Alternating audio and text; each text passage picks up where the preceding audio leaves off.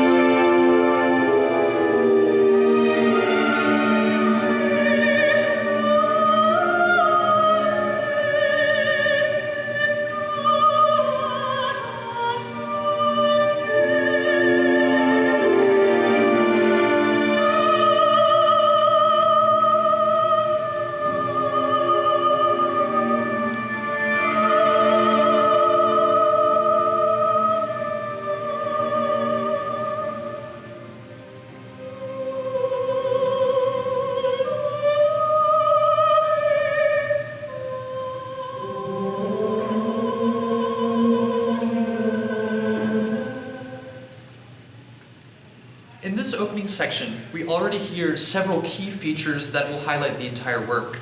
Signature to the style of many of his other pieces, Vaughan Williams uses shifting tonalities, both breaking away from more traditional classical chord progressions and creating this aura of spiritual uncertainty.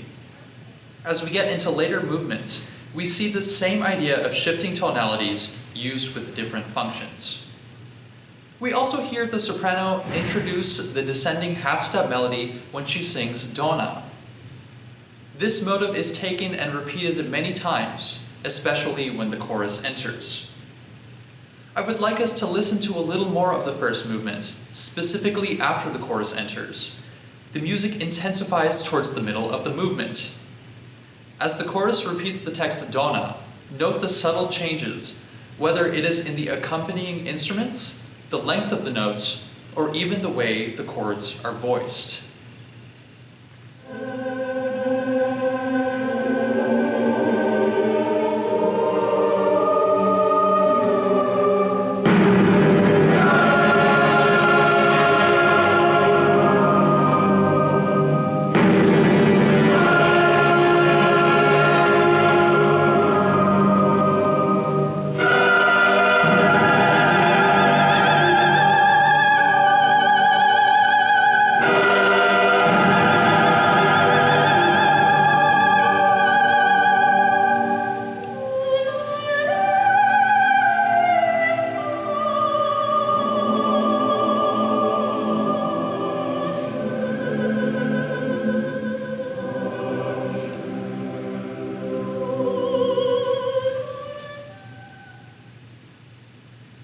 Another recurring theme throughout the entire work that is visible here is the incorporation of text transcending the meter that the music is set in.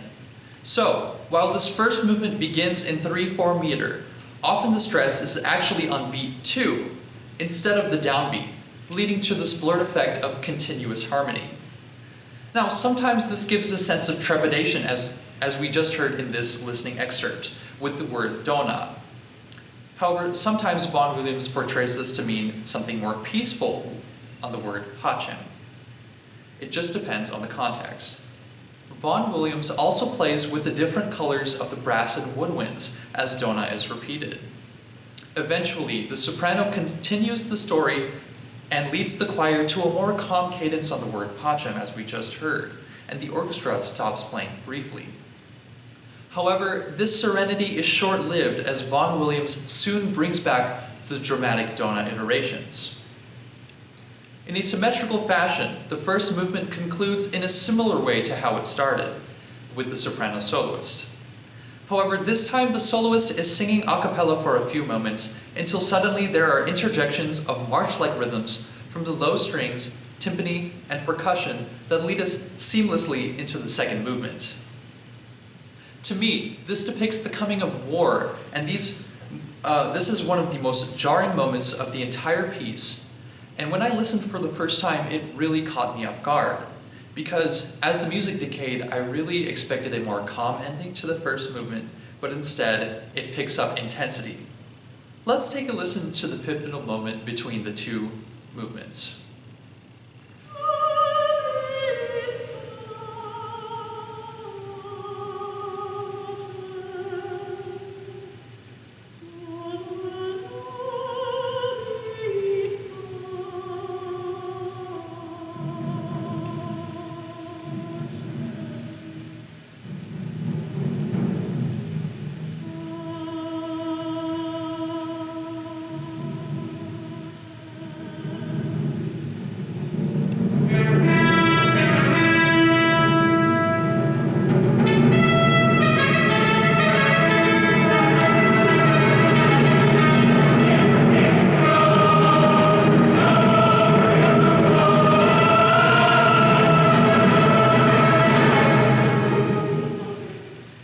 So as we just heard, the sanctity of the first movement, ending with the soprano soloist, is washed away by the militaristic rhythms and cascading brass fanfare before the chorus enters. The chorus's function is completely altered, from more angelic harmonies singing Dona Nobis Pacem to more abrasive dissonant harmonies in movement 2. Both the orchestra and chorus are now creating large blocks of sound that portray the catastrophic horrors of war. The extremely deep emotional and spiritual outcries of the first movement are stripped for a more bare wash of sound, sung rather emotionlessly as if to portray soldiers marching in battle mercilessly. Even the rhythms in the orchestral introduction suggest a march-like feel. Bum bum, bum bum bum bum bum bum bum bum bum bum, and so on.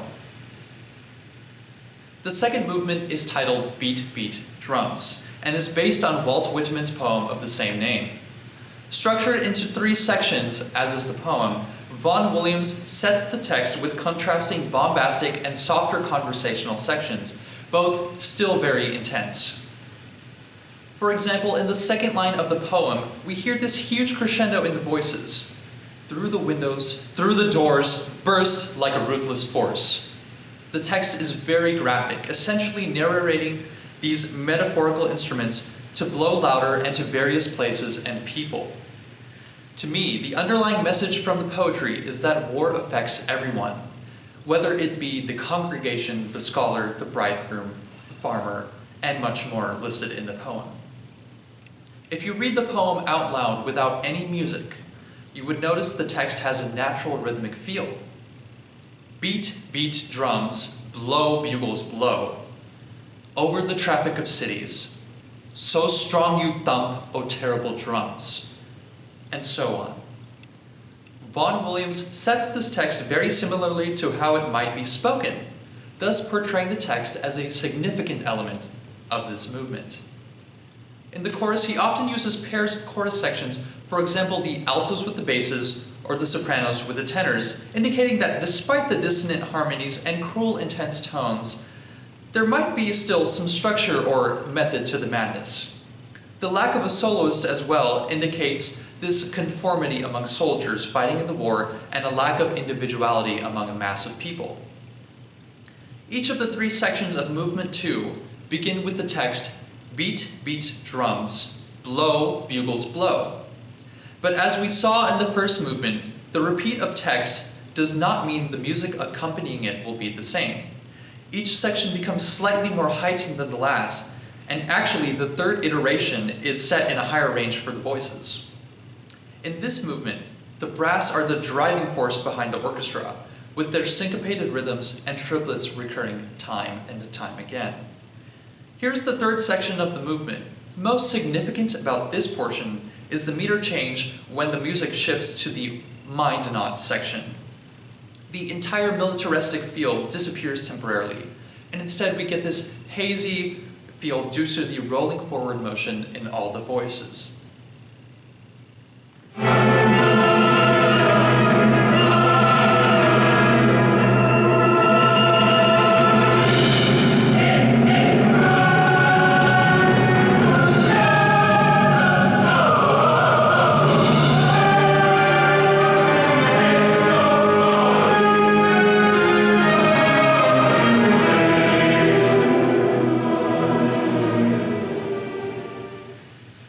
This mind knot section is brief and deliberately interrupted by once again more militaristic rhythms later on. This section is especially powerful to me because Whitman's text tells us that everyone is affected by war, even the most vulnerable of society: the old man, the timid, the mother, and the child. As the movement ends, we hear a chilling final call in the chorus telling once again the bugles to blow, and then the sound masses of the orchestra slowly fade, and the orchestration reduces to just strings at a soft dynamic, signifying, to me, the temporary end of violence. Similar to the ending of the first movement, a solo is played a cappella. However, this time, it is by the cello section. And also like the first movement, the solo is slightly marred by interjecting rhythms of dissonant harmonies, this time being played in the timpani and low strings. To me, these interjections illustrate the looming threat of war in the distance, even if the worst has seemingly passed. However, instead of picking up intensity like we had going into Movement 2, this time the upper strings enter and subdue the tone, thus taking us seamlessly into the third movement.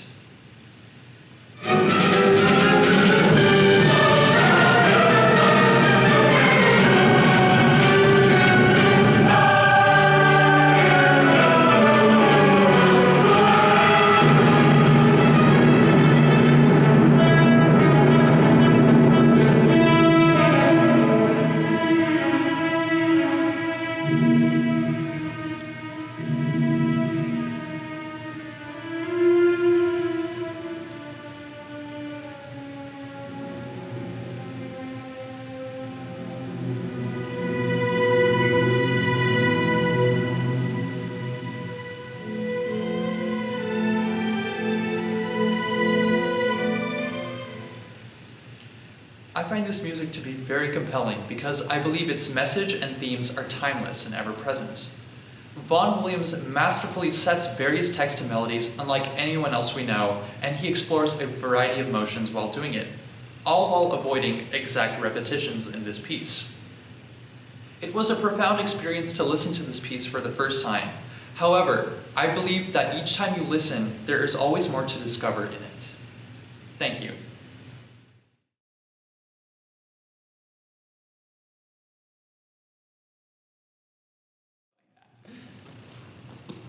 Hello, I am Betsy McCann, and I am the Assistant Director of Bands and Director of Marching and Athletic Bands at the University of Minnesota. I'm also working on my doctoral degree in wind band conducting.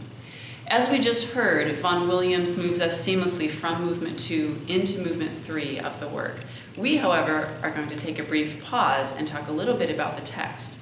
The text for these middle movements, 2, 3, and 4, are all from Walt Whitman's drum taps section of his seminal work, Leaves of Grass, like we've heard about before.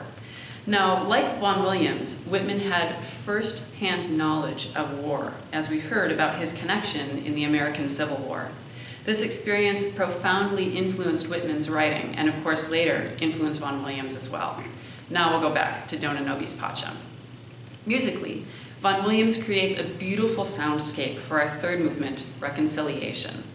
The movement is introduced by the strings, and a poignant violin solo rises out of the texture, setting up the entry of the baritone soloist. This is the first time we've heard from the solo baritone yet in the work. He enters with a gracefully lyrical line, delivering hopeful text that speaks to the inherent beauty of the world and that the carnage of war will, with time, be washed away. Textually and musically, we are in a very different place than we were in the second movement. Let's listen to the opening of the third movement.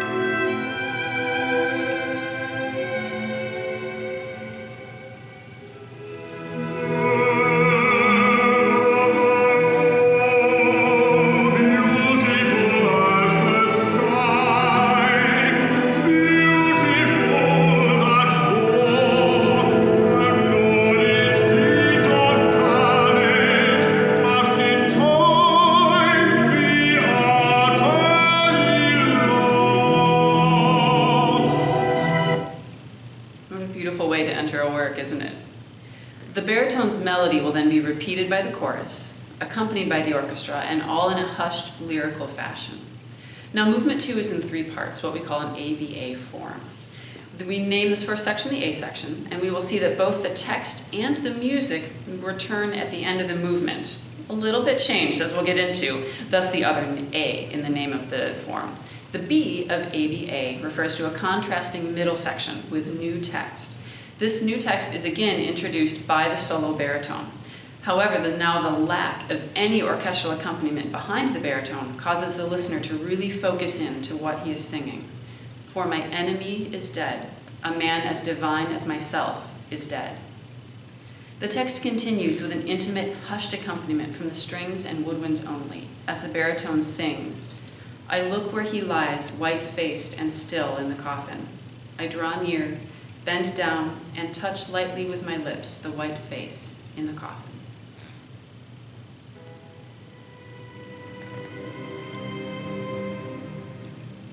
Oh, my enemy is dead.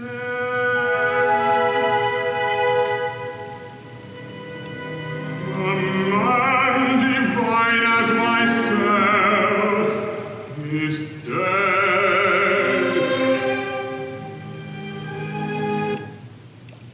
The section is haunting and really enwraps the audience, and we're pulled out of it again by the solo violin, who started the movement for us as well. The violin brings us back to the return of the A section, assuring us that the carnage of war will pass. The text now is in the chorus, not in the baritone soloist, and the chorus is split into 7 parts. And all of this music happening really gives a feeling of washing away the deeds of war, more so than when it was in one voice in the opening section.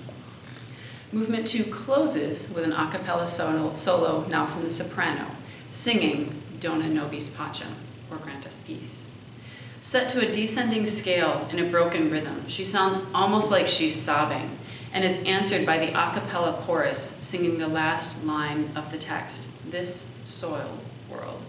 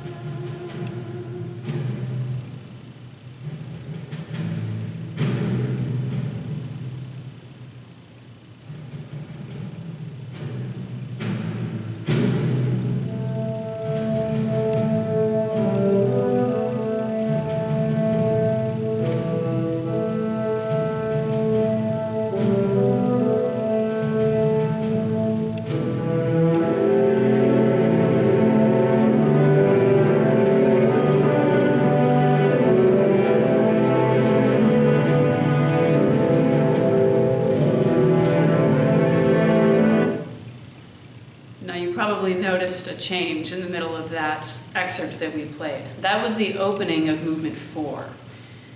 The timpani and the snare drum cut off the soprano's plea for peace, and this ushers in the longest movement of the work, which is set to the Whitman poem of the same name, Dirge for Two Veterans.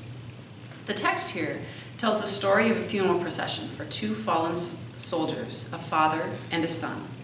The pianissimo muffled snare and timpani sound literally like the distant funeral procession moving forward, bringing them to us, and then later joined by the rest of the instruments who introduce our main musical themes.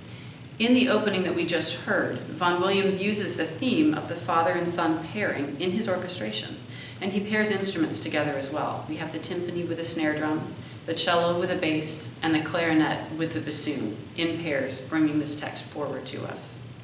Following the orchestral introduction, the chorus enters, and the text observes the scene at hand. They sing, "The last sunbeam lightly falls from the finished Sabbath. On the pavement here and there, beyond it is looking down a new-made double grave." Most of the text of this movement is in this vein, explaining the scene and explaining the action. However, two stanzas break from this. They stop observing the funeral processions, they stop looking down into the grave, and instead they look up and wonder at the beauty of the moon.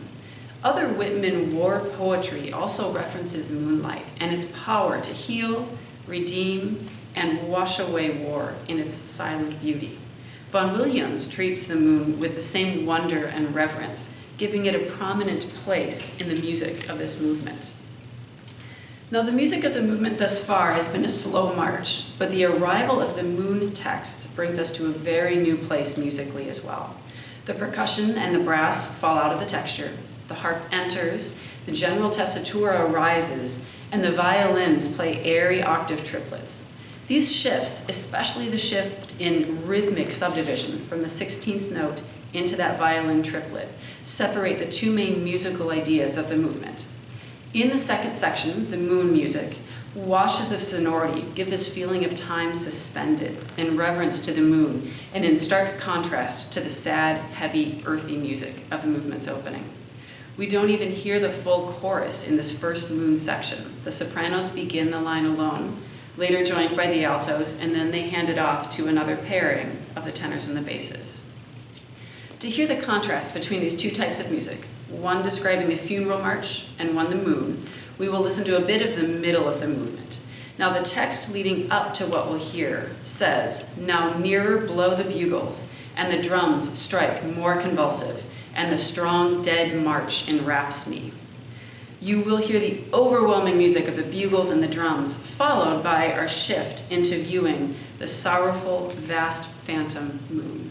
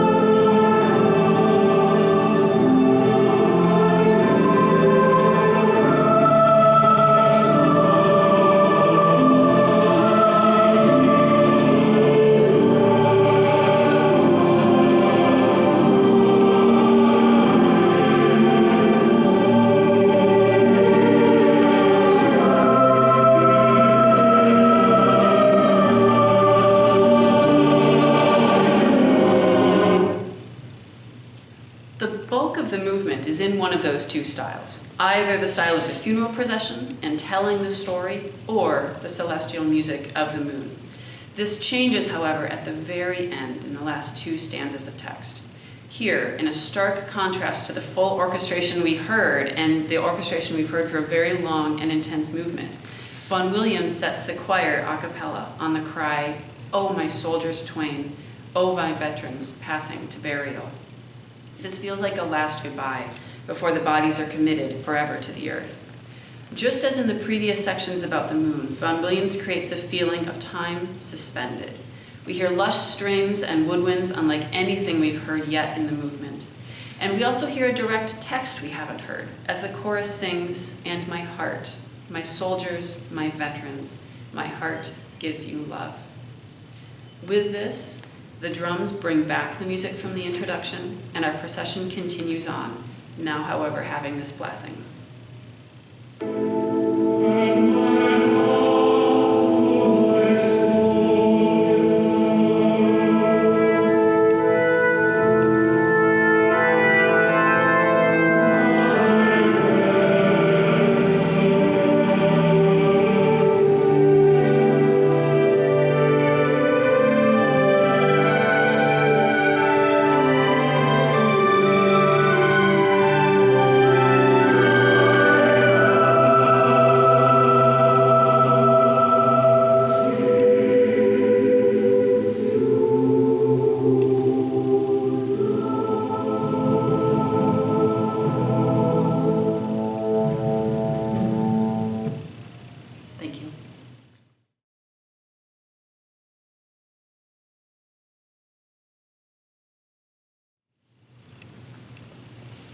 Hello, my name is Chris McGinley, and I'm a second-year doctoral student in conducting at the University of Minnesota.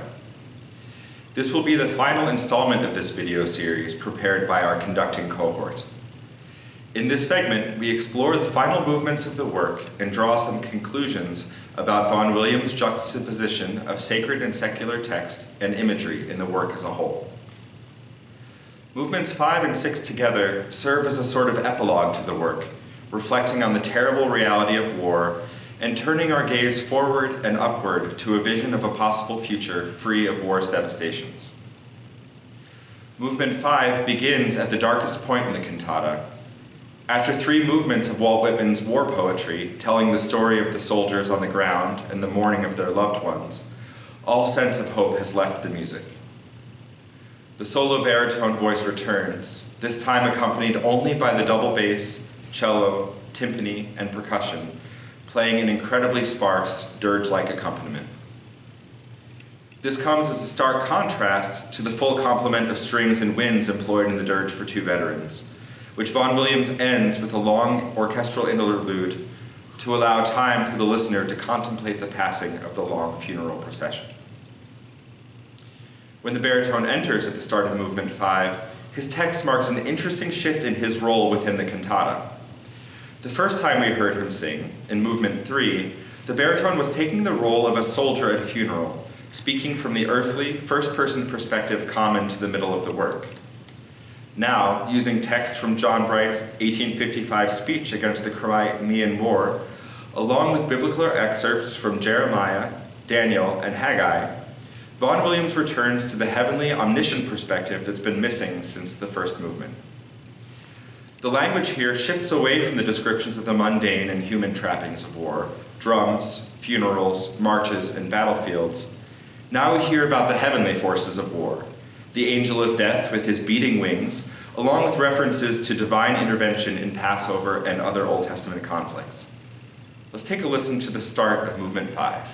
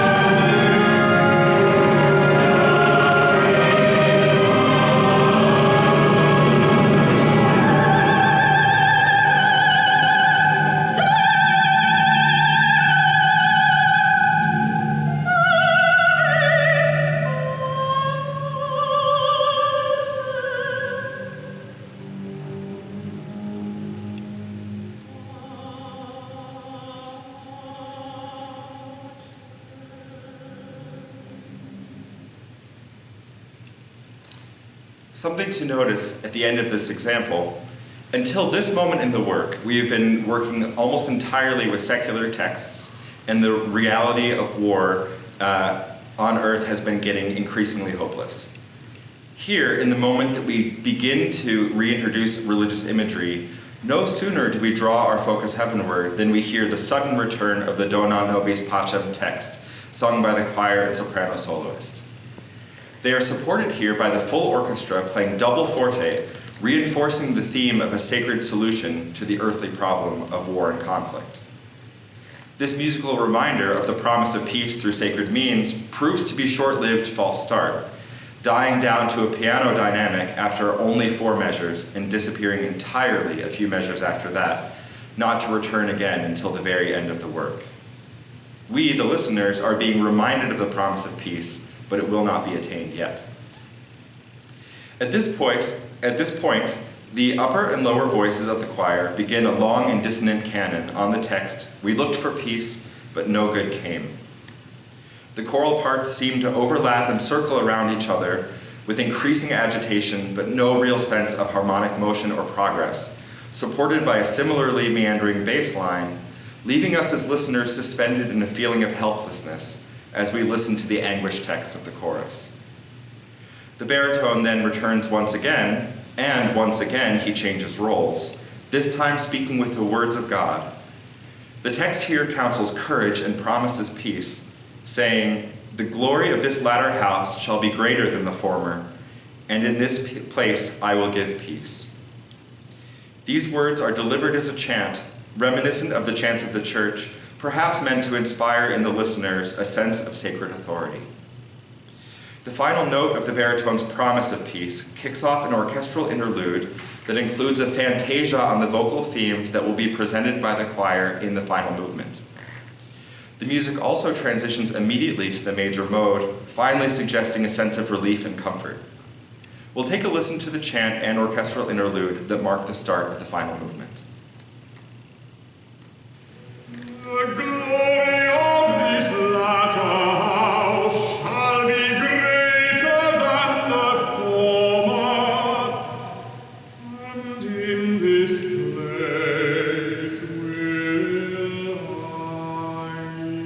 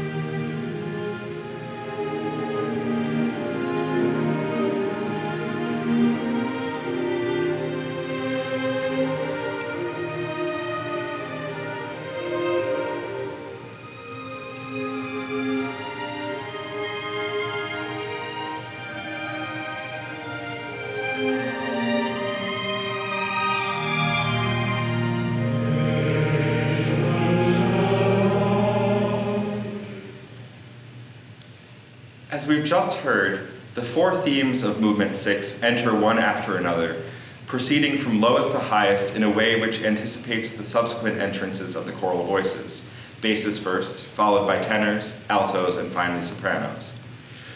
Not only do each of these voice parts have their own melodic themes, but they also seem to have contrasting meters.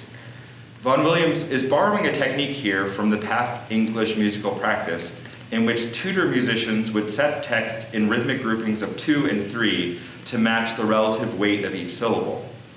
To give a few examples, we'll contrast the bass part against the tenor. The basses have "Nation shall not lift up a sword against nation, neither shall they learn war anymore," while the tenors have a subtly different rhythmic feel.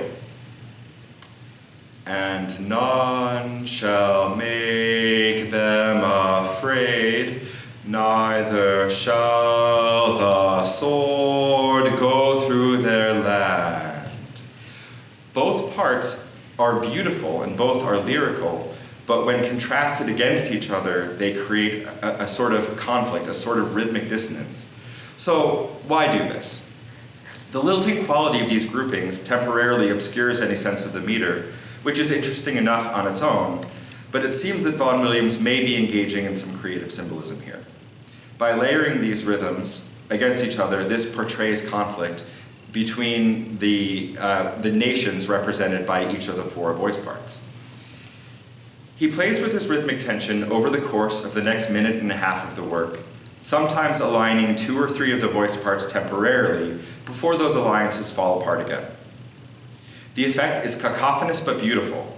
The melodies and texts of each voice part are among the most consonant and hopeful we've heard in this entire work, symbolically suggesting that each nation has something meaningful to contribute if only they can come together, that their differences can be harmonious rather than destructive. The four voice parts of this chorus finally do rhythmically unite under the text, "Glory among nations," and proceed with a prophecy, "For as the new heavens and the new earth which I will make shall remain before me." Let's hear a brief example of what it sounds like when we emerge from this musical chaos into a sense of unity.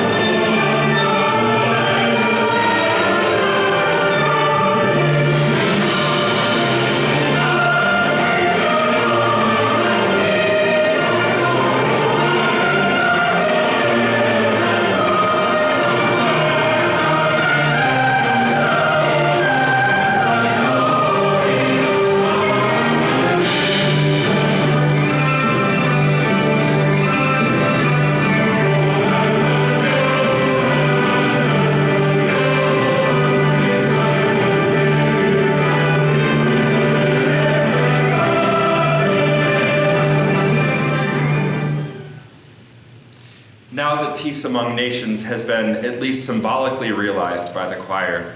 The voices take up the text of the greater doxology, which they present in a jubilant, dance-like triple meter on the words, "Glory to God in the highest, and on earth peace, goodwill toward men." As we draw towards the close of the work, the rhythm and dynamics of this text slowly decrease, fading into a sense of peace and contentment. It is at this point that the soprano soloist returns for good to lead the now unified choir once again on the Latin text, Dona Nobis Pacem, grant us peace. This is the first time that I have encountered this work as an entire whole, having performed only two of the movements in concert at the University of Minnesota in the fall of 2018. As I've come to know the entire work, I'm absolutely struck by Vaughan Williams' framing of these texts. As an avowed agnostic, his juxtaposition of sacred and secular texts says something about his belief in the importance of having a unified focus among all nations. In this case, he is taking us out of a time in Europe and in the world where Christianity has been central, at least in the way that peace has operated. And then all of this is broken in the Great War, the war to end all wars. All of this sense of the decency of war, if that ever existed, has been shattered. And we are treated to three movements of entirely secular text about the ravages of war. It's striking then to me that as religion is introduced back in, we have a very sudden transition back into this idea of how we can find peace again. It's a stunning idea to pursue in a piece of music, but coming from someone who is an atheist and an agnostic, it just really says something about the transcendent idea of following beliefs into a future of peace. In closing, let's think again about Walt Whitman's words of promise. World overall, beautiful as the sky, beautiful that war and all its deeds of carnage must in time be utterly lost. Please enjoy Ralph Vaughan Williams' Dona Nobis Pacem.